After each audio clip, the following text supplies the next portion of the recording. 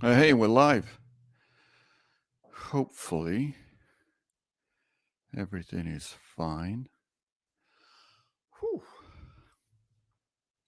Right, so just hope the audio is working. Let me just check I've got the right settings. Audio, yeah, all appears to be good. Fantastic. All right, let's turn that down a little bit. Right, so I was thinking about a number of things this week. Actually, I've been, excuse me. Oh, I've got my coffee.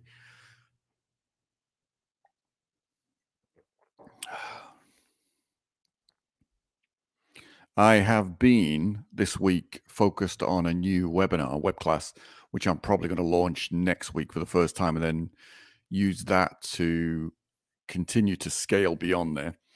So, and I posted this morning actually in the group Strategic Rebels. If you haven't already joined, obviously go find it on Facebook. If you like Facebook, if you don't, then obviously don't.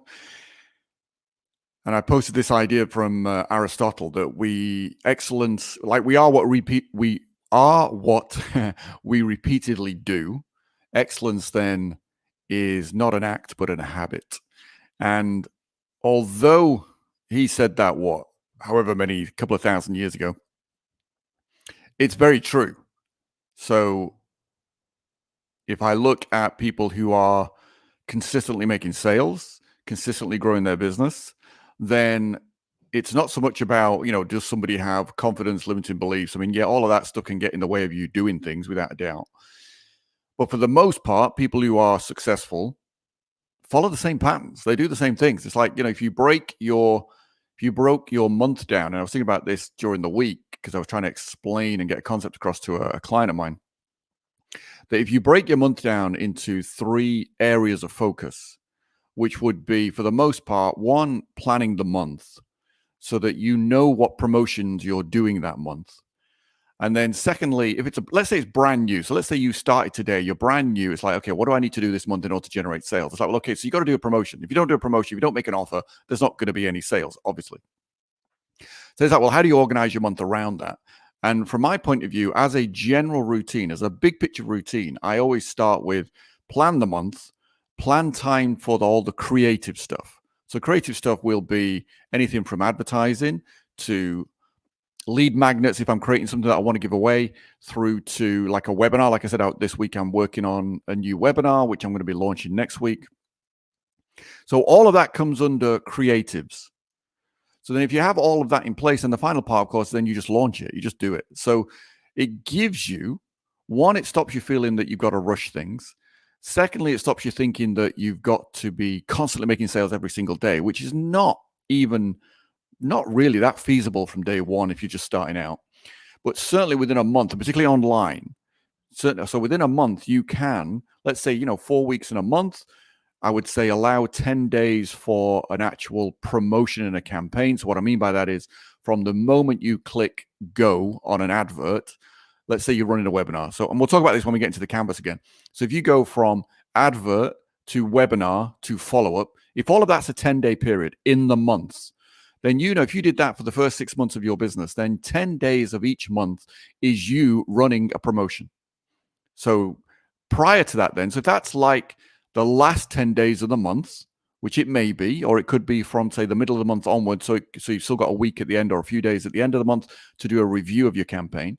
But if you said from the 15th of the month to the 25th of the month or 24th of the month was your 10-day campaign, then that gives you 2 weeks prior to, 1, map out all your creatives. So you've got, let's say, for me, if I'm doing a brand new webinar from scratch, as in I don't have any existing slides to leverage, which I typically do these days, but let's say you're starting from scratch, brand new, it would typically take me 10, 12 days to put together a new webinar.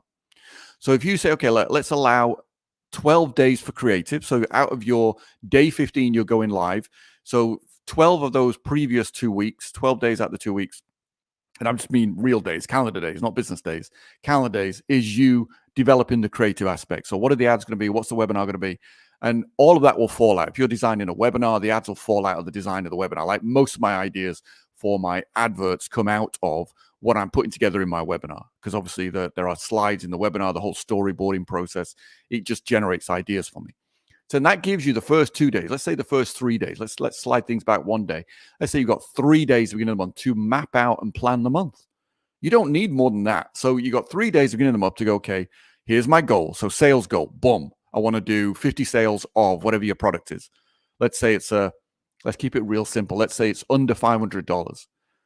So keep the number simple. Let's say it's a $500 course that you're promoting and you want to do 50 sales. So that would generate what? 50 times 500. Was that $25,000 something? So, okay, maybe your aspirations day, month one are a little bit smaller, but that's fine. So you got 3 days to map out your fundamental strategy.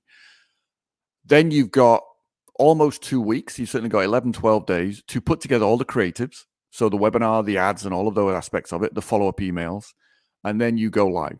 And during that period that you're doing it, so they got 10 days of the actual promotion from the moment the first ad goes live, you can still be reviewing, tweaking.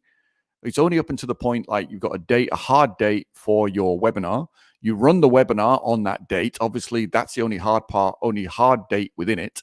And the rest, obviously, you can continue to get feedback and change things and so on and so on. So let me tie that together. So that was just a thought. It was more about if you owned that as a habit, if that was your routine for the month, that was an habitual month for you, then your business would grow. Can't not, because you're doing the things you need to do. It's like you look at any good media buyer and any really successful agency.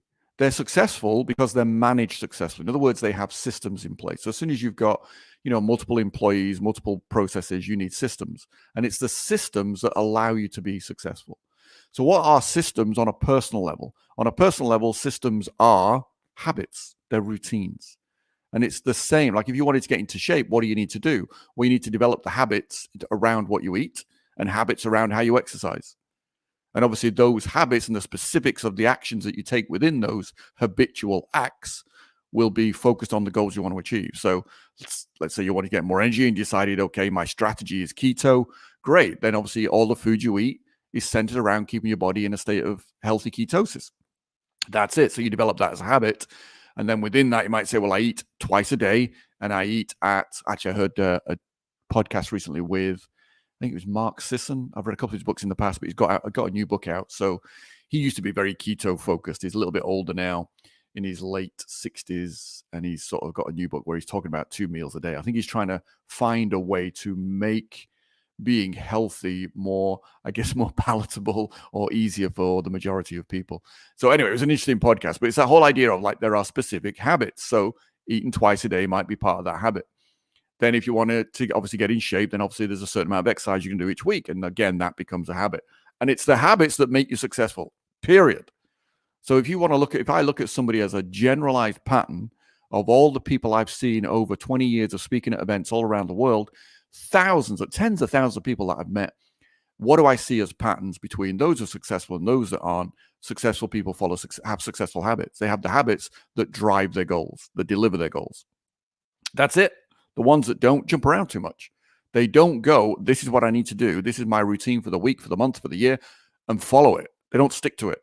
They jump around looking for something else. Like if you want a recipe for failure, start something but never finish it.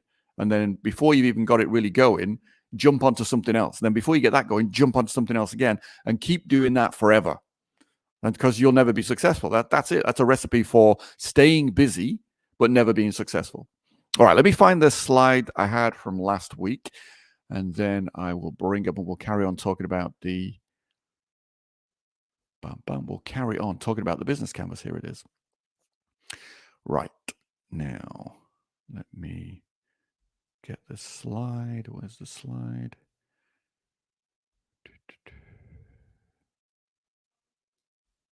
Here we go. All right. Now, if I want to play this in a window, okay, I don't need that bit. I just need that bit. Okay, just bear with me while right now I need to share. So share screen, application window, that one. There we go. There it is on screen. So now let me get back to the slide. There we go. And then if I draw that down a little bit. So where did we get up to last week? So I started with middle of your canvas. Now remember, quick recap. The great thing about a canvas is it really highlights and guides you in terms of what you need to be focused on in order to successfully grow your online business. You could apply this to anything. I mean, I apply this to property business as well. It's the same elements are required, the same aspects. It's just, some of the content within it is different. Like obviously in property, it's not so much that I'm thinking about sales conversion events. I'm thinking more about negotiations, but it's the same concept. Still, there is an influence event at the heart of it. If that's, that would be the if I chunked up to the bigger picture, that would be the bigger picture of it all, is this idea of there is an influence event. So heart of your business is a sales conversion event. That's the biggest box on a canvas. And it is because it is the most important part of it. So how are you going to do that? My suggestion is always going to be to develop this in terms of a sales skill, is develop the ability to sell one-to-many. That's why I'm a big fan of webinars. That's how I even got into doing presentations from stage to sell in the beginning. It's like I wanted leverage.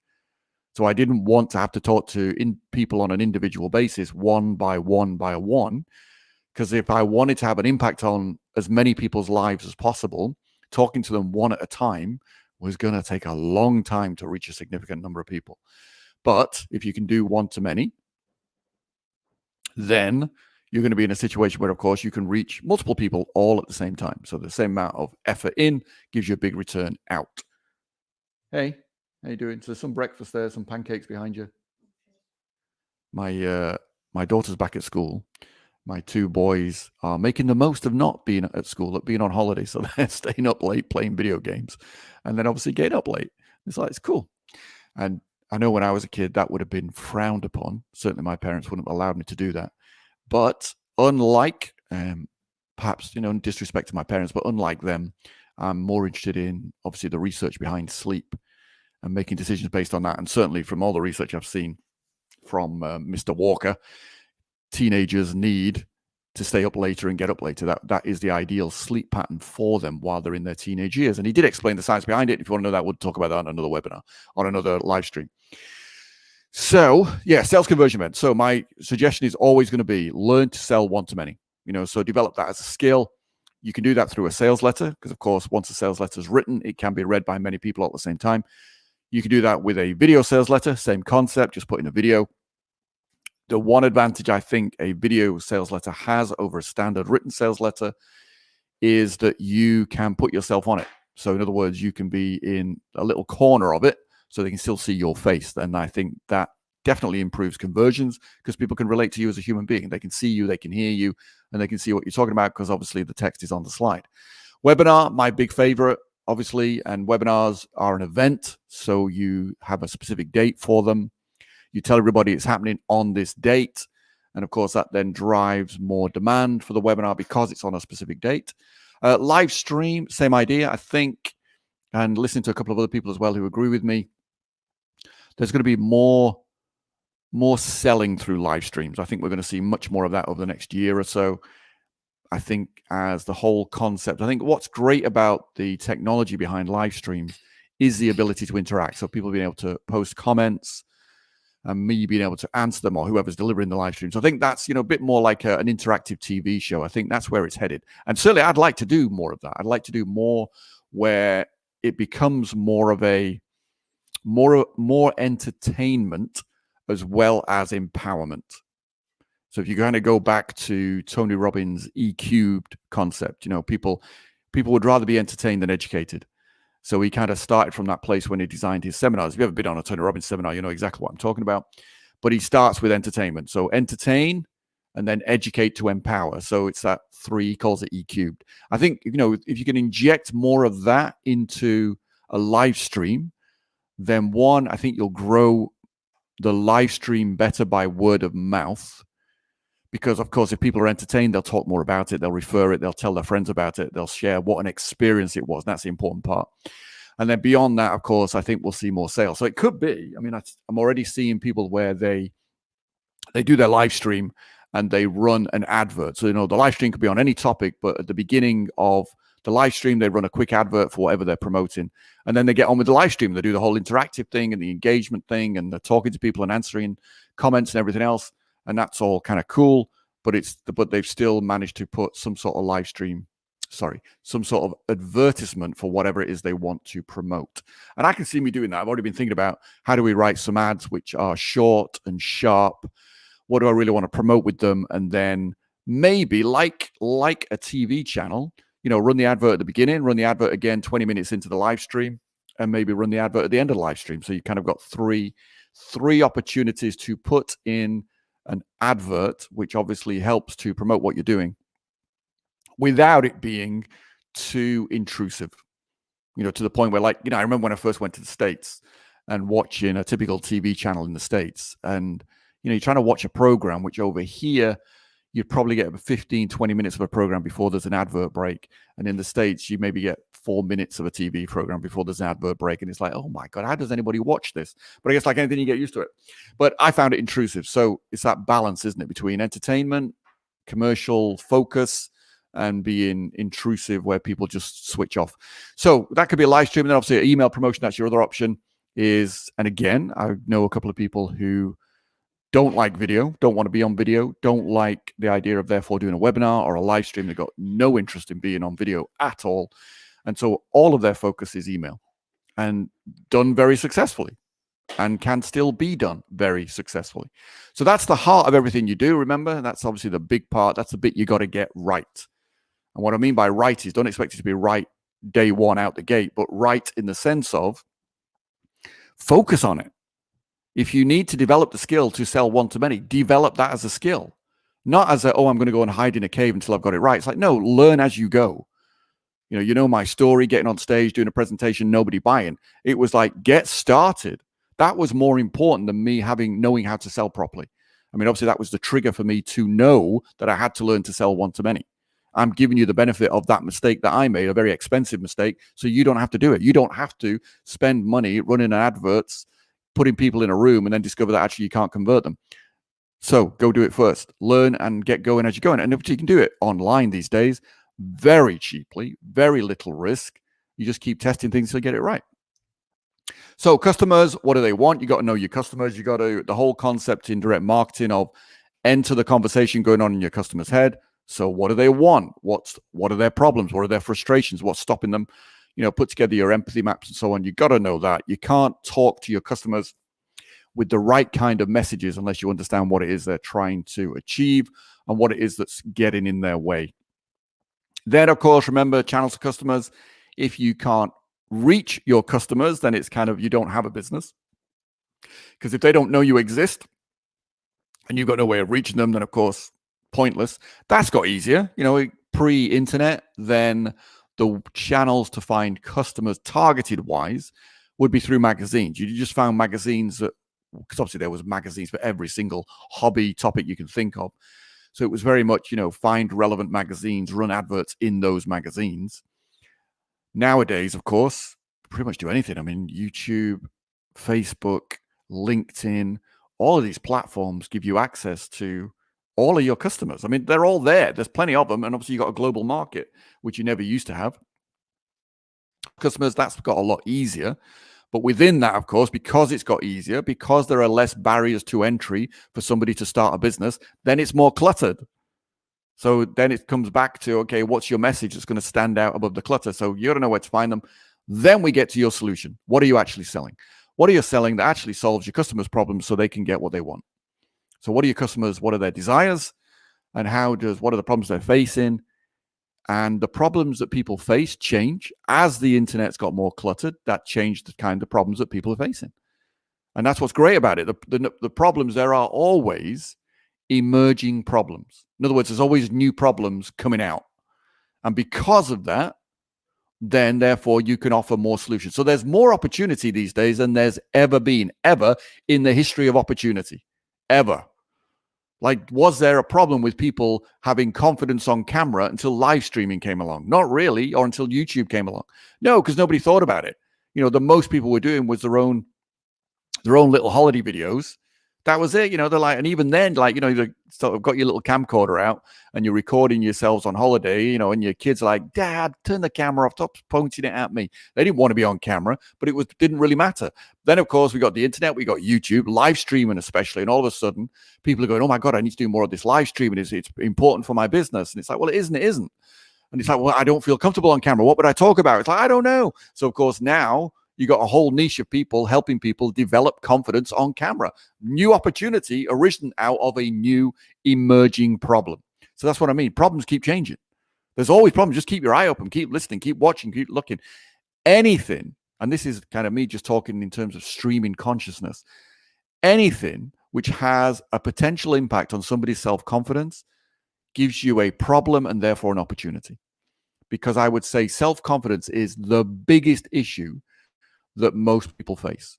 So it's all made up, of course. Confidence is all made up in its own right. It's just you talk yourself out of things. So this whole idea of I don't know what to say on camera, or I don't want to get on camera, or I don't want to look stupid, I don't want to embarrass myself. All of that is just self-talk nonsense. But it's real because people do it. Lots of people do it. I'm sure I would have done it if I hadn't already been a speaker for 20 years. I'm sure I've been exactly the same. And I know certainly in the beginning, I was a little bit reticent about, what do I do when I get on camera? Because I haven't got an audience to feed off. I can't see them. I can't see their faces. So those kind of thoughts did go through my head. But of course, I also know, don't negotiate with your brain. It's like, I'm going on camera. That's it. We're doing it. But what my point is, self-confidence, if you look at the umbrella of self-confidence as a topic, that umbrella brings with it vast amount of problems. All variations of self-confidence, all things that people perceive as problems that get in the way and undermine their self-confidence, that creates opportunity. So if you can solve that for somebody in some way, then you've got a business. Unique value proposition. I don't think we got this far last time. I think we only got as far as talking about what your product is. So unique value proposition, what's unique and of benefit to your customers? Because, and this goes back to I like to think in terms of first principles and fundamentals. If we go back to the fact that the internet has created more opportunity than ever before, it's removed most of the barriers to entry for starting a business. It's made it so much easier to reach, like channels to customers, instant. Made it so much easier to reach customers. It's taken away, it's like demonetized it in the sense of it does not require large sums of money to go live to get a business going online. So therefore, there's more people, there's more clutter, there's more people throwing messages out, which you would prefer they didn't, because it's getting in the way of your message getting through to the people that you want it to get through to. So how do you rise above the clutter? Well, you have to start with something unique. So if you are just saying the same things everybody else is saying, then you're not unique. And that's two problems. One, if all you see is blue, like if you're in an ocean of blue and you add more blue to the ocean, does it stand out? No. So, like Seth Godin's book, The Purple Cow, I think it's called. The whole point of the purple cow is a purple cow stands out. But if all the cows are purple, does it still stand out? Of course not. And that's where we're kind of at. There's so much clutter. So to stand out, you have to be unique in some way. And the best way to find a uniqueness is to, if you like, take advantage of, leverage something you bring to the table, which is unique to you. So find something, which means, of course, the best way to do this is to understand your competition. And when I say competition, I just mean in the sense of what else is going on in your marketplace. So if you put yourself in the customer's shoes and think about what messages they're exposed to on a daily basis, what they see on a day-by-day basis, what they see repeatedly on a day-by-day basis, to the point where they switch off, because I guarantee they've switched off. They're not looking at it. We're deletion creatures as human beings. They are deleting 99.99% of everything that's thrown at them. So you need to stand above that, which means you've got to be unique. And then you've got to translate that unique into unique messages and maybe into unique angles for your products and services as well. But you've got to do that. The second part about being unique, of course, is, and I go back to the weight loss example. I've used this before, but it's worth repeating. If somebody is wanting to lose weight, what are the chances this is the first time in their life they have decided they want to lose weight? Unlikely. So in other words, this is a problem they've had for a while, a problem they've been trying to solve for a while, which means they will have tried other things in the past. So if you come along and you say, I can help you lose weight, but all you're doing is repeating what other people have said, even if they see your message or give it any attention, let's say, like, you look at Facebook. Facebook measures video views in seconds. So if someone's has watched your video for 3 seconds, they track that. Why? There's a noise going on behind me. Oh, it's the microwave. Sorry. Okay, that's what it is. Microwave. Son number 2. Making some breakfast for himself. I won't invite him on camera. So if somebody's wanting to lose weight, and as I say, that it's not the first time that I've likely tried that. So they're looking for a new solution. And that's the important word in that phrase is new. What makes something appear new? Even if it isn't, even if it's like old and it's been done before and it's been done repeatedly, you need to find a way to make it appear new. Now, one way to do that is just to give it a new name. I mean, literally giving something a new name. There's a copywriter I remember talking to, based in Ireland. I think I mentioned this on my video the other day, YouTube video.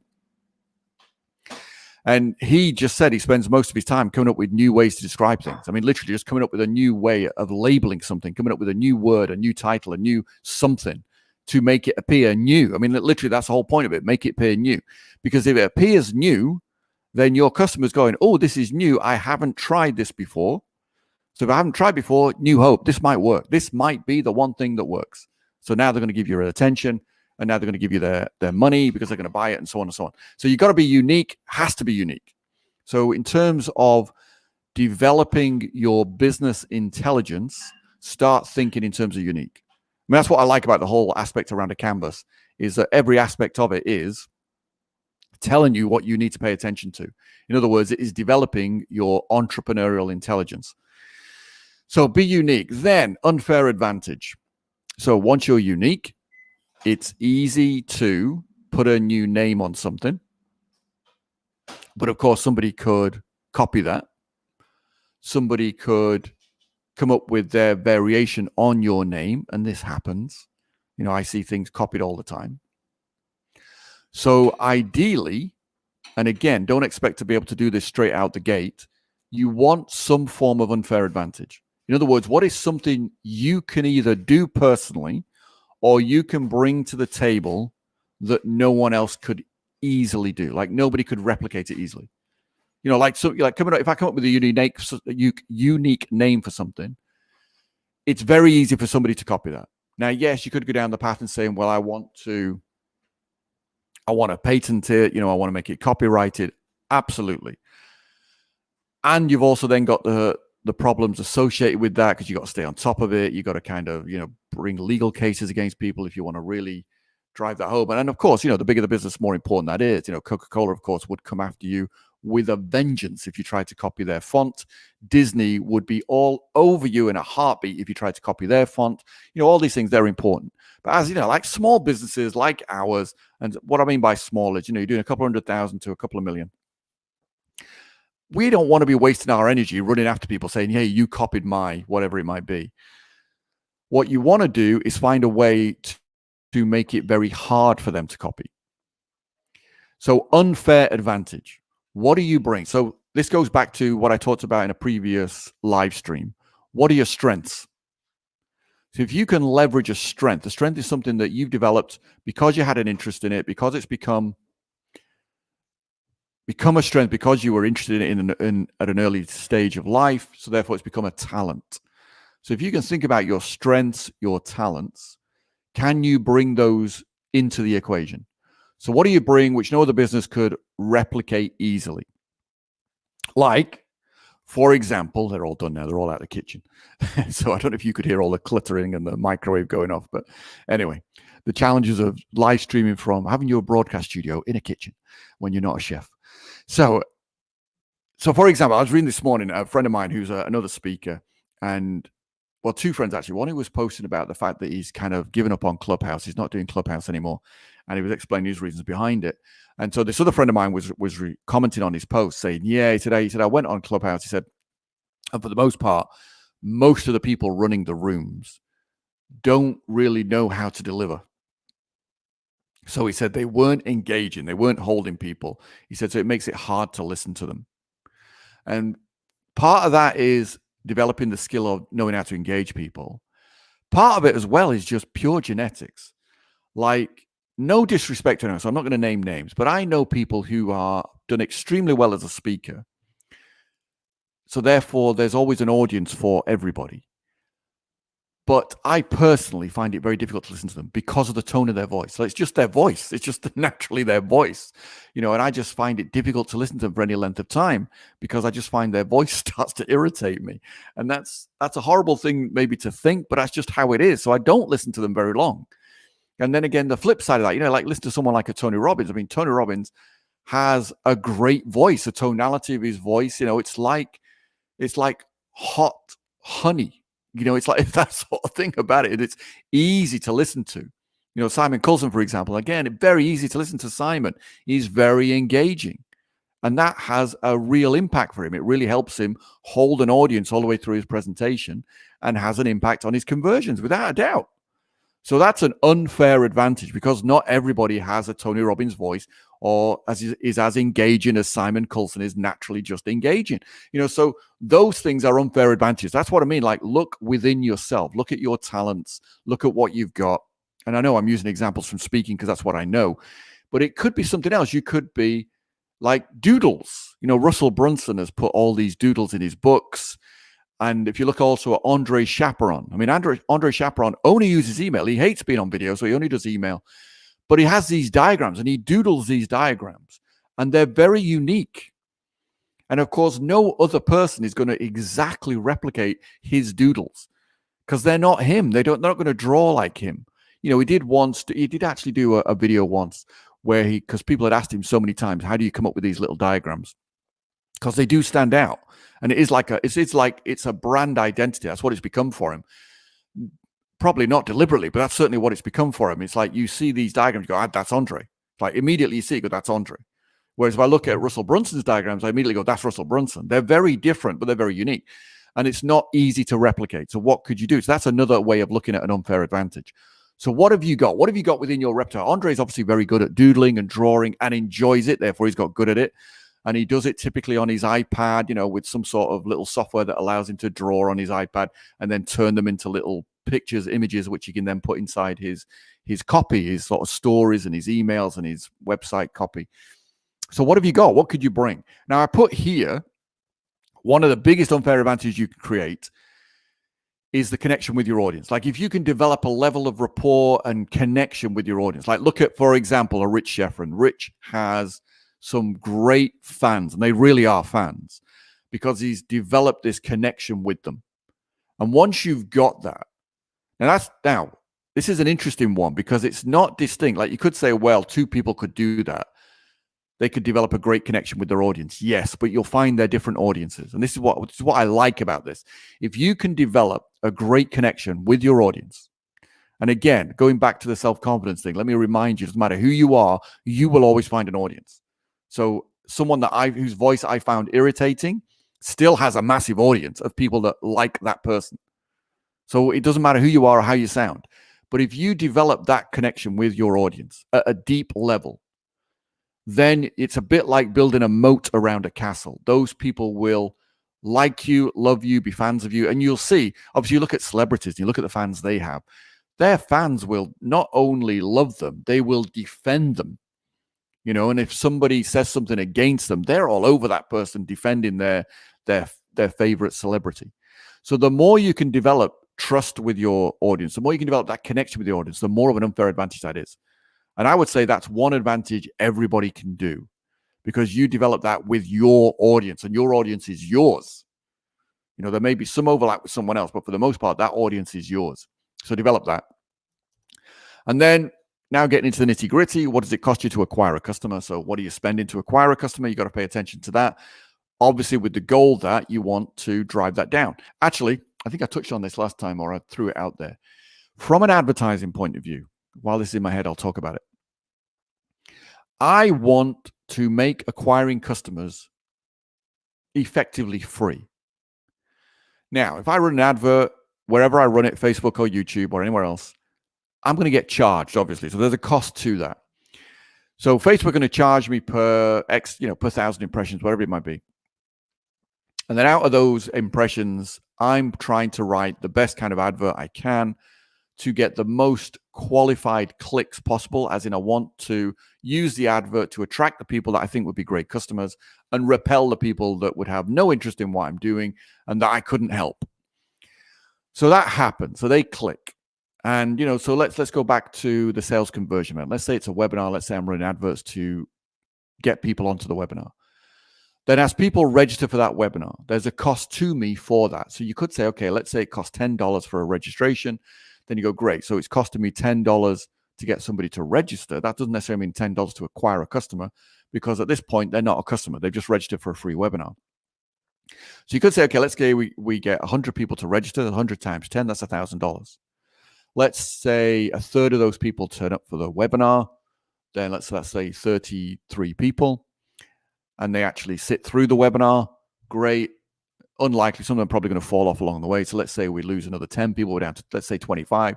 Out of the 25, let's keep it real simple and conservative. Let's say 10% buy. So we got 2.5. Let's call it 2 buyers. So if you got 2 buyers and your product value was $500, then you've just made $1,000. So you've just broken even. So in other words, you've spent $1,000. You've made $1,000.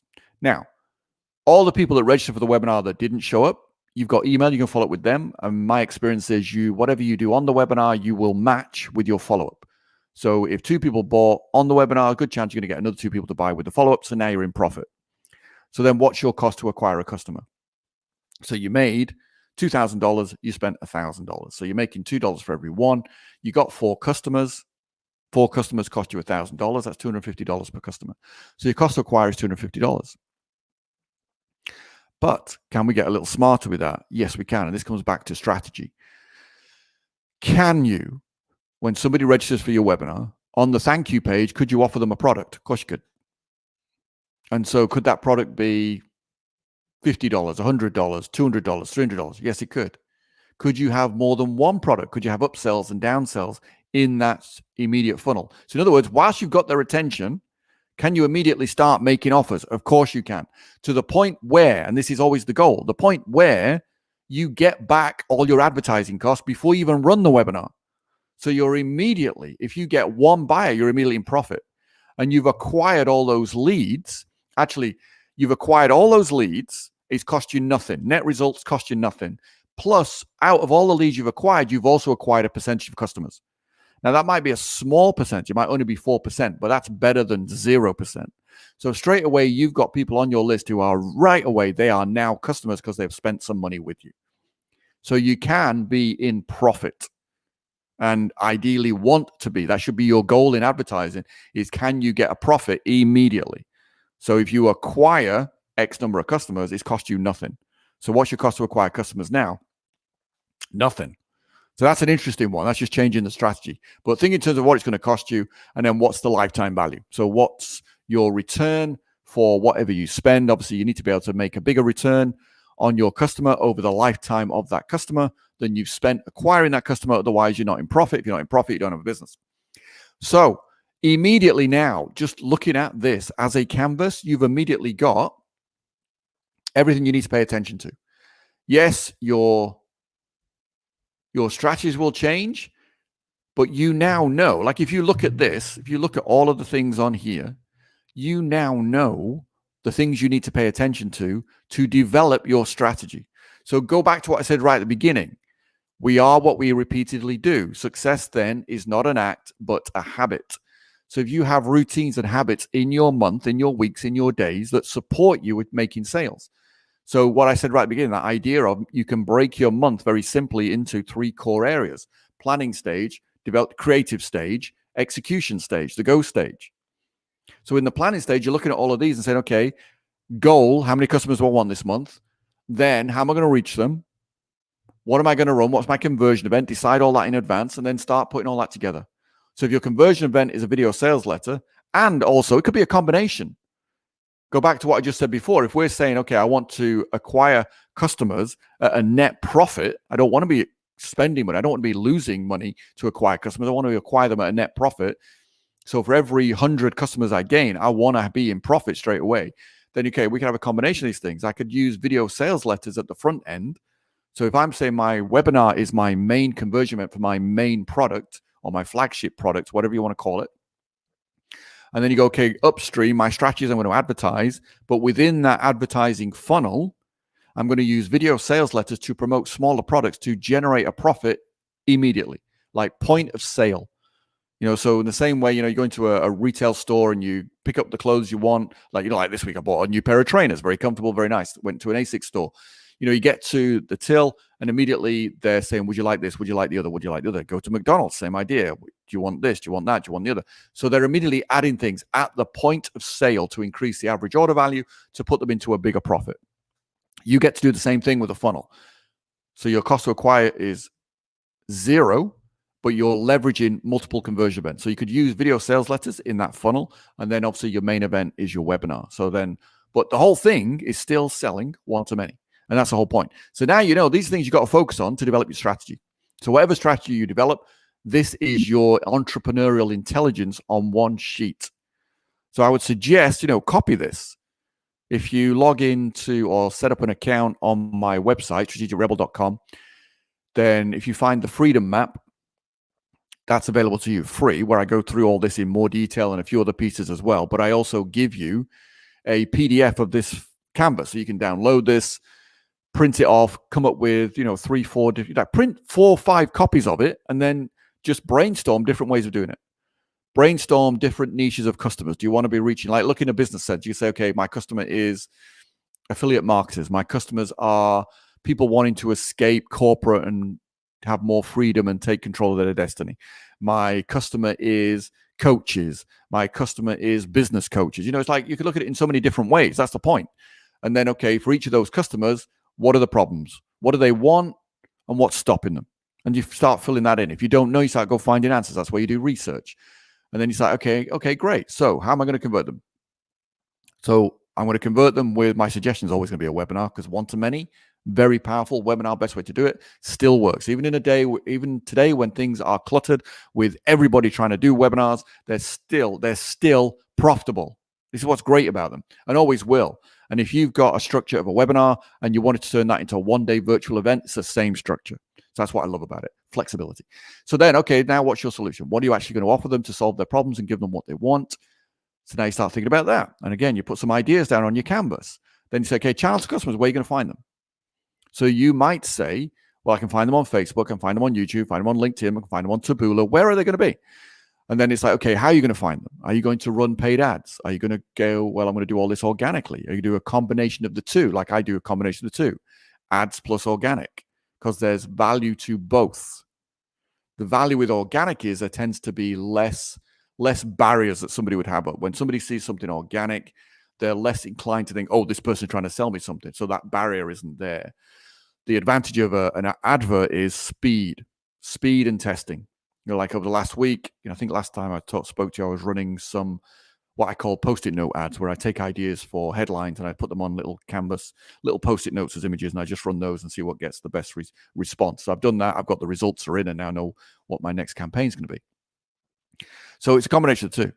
If you're looking at it and saying, well, I don't want to run ads because I haven't got the confidence in running ads, then okay, now you've got a skill to develop or a skill to buy in or get a coach that can help you with that. It's like all these things are relevant. Then what's going to be your unique value proposition? That might take some time. That might be part of your sort of 10-day creative aspect of your month is uncovering what you could do that's unique and that does develop into a UVP. But again, brainstorm some ideas on your canvas. Think about your unfair advantage. Think about your talents, your strengths. What can you bring? And then obviously cost to acquire, you might not know.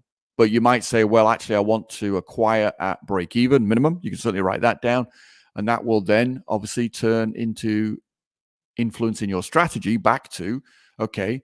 And again, when this is another thing to think about, there is speed of getting started. versus trying to have everything in place. So if you're a perfection person, and I've been that person, it's very easy to never get started because you're letting perfection get in the way. So it's always a double-edged sword. Like I share an idea with you and I say, for example, you could run an advertising funnel where the funnel's designed to generate a profit for you right there and then so that you're acquiring customers at a profit. How often can you do that? You can do that all day long. The danger of me sharing that idea with you in that simplistic form is you need products to offer. So then you start going, well, how many products do I need to offer in that funnel up front? And do I need to then go away and develop all these additional products? Because you're going to have your main solution. Let's say you're offering coaching. So you're like, okay, well, I've got this coaching. I'm going to turn it into a 6-week program. So dirty, simple, 6 weeks. That's where I'm running with. So it's like, right, my solution is a 6-week coaching program. Let me just get with that and we'll worry about the details later. And that's easy to do. And you go, okay, we're going to do a webinar. And we're going to, obviously, as I design the webinar, I'll think about what I'm putting in the coaching program to solve people's problems, to get them what they want. Boom, sorted. Then you kind of get to this and like you said, well, Paul said to me I could run this advertising, I could have this funnel, which means that I'm making a profit up front. But the way to do that is to have smaller products to offer. And you might want maybe anywhere between, 2 to 4 different products that you could offer in that funnel to allow you to at least break even, ideally make a profit. So now you're going like, oh, I need 4 new products to come up with. It's like 4 small products. What can I focus on? What should those products be? How do I develop those? How do I write those? How do I record those? Oh, it's going to take me, a couple of months to work that out. Now you're not starting. See, now you're not doing anything. So then you go, okay, well, in that case, that's my longer term plan. So you make sure that's on your plan where you put in, okay, in this month at this time, I'm going to come up with a new product. Or you might say, I'm going to come up with a new small product, 1 each month for the next 4 months, and I'll have 4 products. Great, that would certainly fit. But don't allow that to get in the way of getting started. So in the sense of saying, okay, channels to customer, when am I going to find my customers? Well, there's all sorts of things, like LinkedIn, Facebook. I mean, I've had a lot of success with LinkedIn in the early days when I wanted to run a webinar, but I didn't want to spend money on advertising. I just wanted to test the webinar. So I ran messages on LinkedIn. I ran posts on LinkedIn and put a link to literally a registration page. And the first one I tried to do, nobody turned up. The second one, I had 6 people registered. So as soon as you had, and it's a small number of people, but because at the time I was offering one-to-one type coaching, it was a higher ticket item. So it made sense. I didn't need a huge volume of customers in the beginning to make that work. Now my sort of business model is slightly different, so it's a different approach.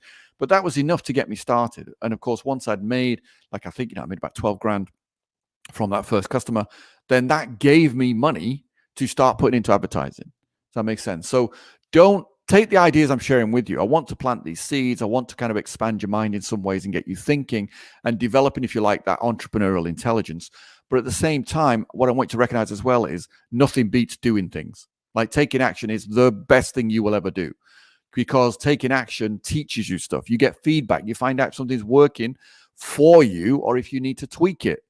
What works perfectly for me might not work and probably won't work in exactly the same way for you, because you're not me and I'm not you. We have different personalities, different strengths, different talents. And it's learning to adapt things to play to your strengths. Does that make sense? All right. So if there are no questions as such, or if you've got any questions, by all means, jump them in now. If there aren't, and you're watching this on the replay, then leave your questions in the comments. I will come back to them and I will make sure they get answered, because I'll just collect them up and we'll talk about them on the next live stream. Other than that, I've been rabbiting on for close to 50 minutes. That's more than I expected to be. So I'm going to wrap this up. I've got some adverts to write. Not surprisingly, I've got a webinar that I want to get finished storyboarded. It is 90% complete, just needs a bit of tidying up now. And if you're on my email list, you'll probably hear about that next week, because I'm thinking of running that first webinar for the new webinar next Thursday probably. And if you're on Facebook or YouTube, you may see my adverts for that if you're part of the target audience. All right. But on that, have a great week. Have a great weekend. And I will catch you in the next live. All right. Take it easy.